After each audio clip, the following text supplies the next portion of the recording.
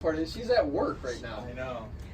I currently have a vinyl liner pool with old aluminum coping that is part of the track.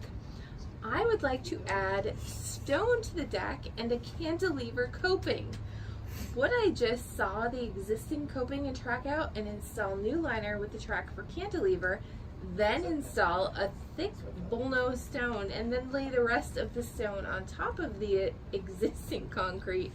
Or do I need to demo the whole deck?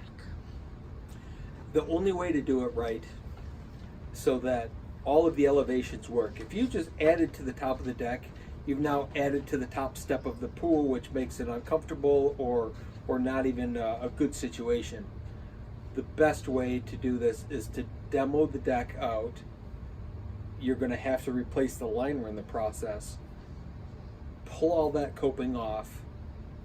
Pour your new cantilever deck, and then mount a face mount coping right at the base of the cantilever patio and hang a new liner. You certainly can try all kinds of stuff, but the right way to do it, and the only way that I would recommend, is to renovate the pool entirely.